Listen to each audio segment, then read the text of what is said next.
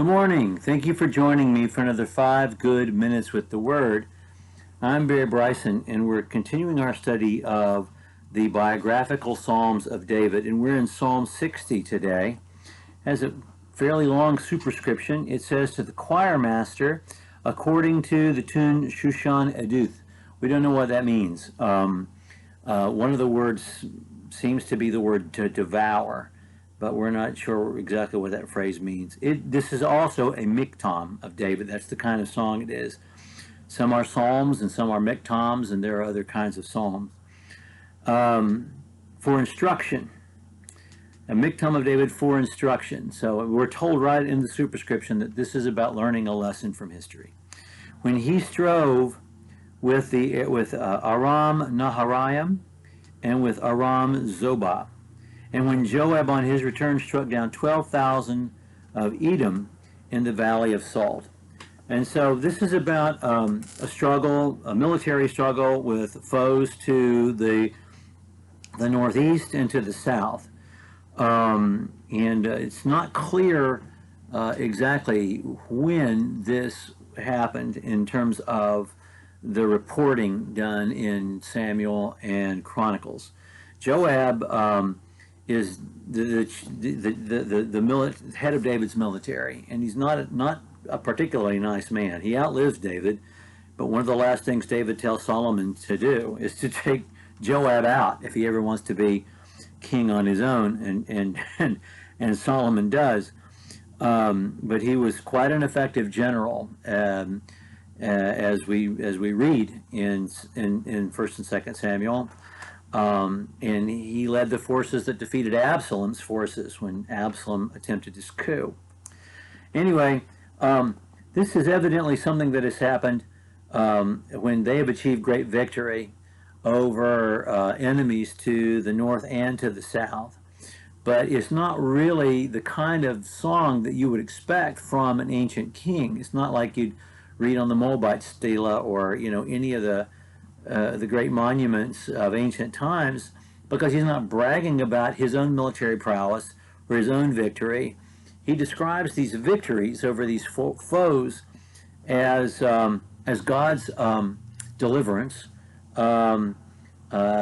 following God's judgment and their repentance, and that's kind of the lesson. This is for instruction, he says. And the one thing that David does not do is brag. He is not arrogant in any way, although he's the most accomplished human being probably that ever lived. O God, you have rejected us, broken our defenses. You have been angry. O restore us. You have made the land quake. You have torn it open. Repair its breaches, for it totters. You've made your people see difficult things. You've given us wine to drink that made us stagger. You set up a banner for those who fear you, that they may flee to it from the bow, that your beloved ones may be delivered, given salvation by your right hand, and answer us. God has spoken in his holiness with exaltation. I will divide up Shechem and portion out the vale of Succoth. Gilead is mine, Manasseh is mine, Ephraim is my helmet, Judah is my scepter, Moab is my wash basin. Upon Edom I cast my shoes. Over Philistia I shot in triumph. Who will bring me to the fortified city? Who will lead me to Edom? Have you not rejected us, O God? You do not go forth, O God, with our armies. O grant us help against the foe. For vain is the salvation of man. With God we shall do valiantly. It is he who will tread down our foes. So it seems that this is written, the lesson is taken after the victories, but it seems that this is written before the victories, in a time in which David feels like he and the people have been judged, and there are plenty of sins to go around in the books of Samuels and Chronicles to assign this judgment to, and then God, and he's asking for deliverance, and then it looks like verses 6 through 8,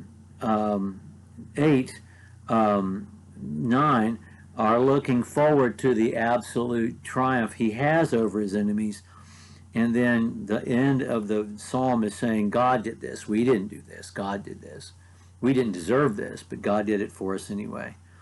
I love the way I said he doesn't brag about anything, but there's certainly a great deal of joy taken in the deliverance that God gives and the victory that God himself achieves over the enemies. And he talks about portioning up Shechem and Succoth, and Manasseh is mine, Ephraim is my helmet, Judah my scepter. So the lands of the northern kingdom, of the northern tribes, they took years to come under David's reign, but now they are. Judah is my scepter. Moab is my wash basin, and I take off my shoes upon Edom, and I shout for triumph over Philistia. Shouting in triumph is a little less disrespectful than taking off your shoes on some people. I think you get the notion of who he feels more strongly about. So I think this is probably an earlier song, one that happens that is written before David completely has control over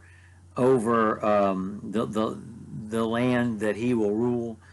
But the lesson applies because he sees God and is sure that God is going to give him this absolute triumph and give him rule over this area.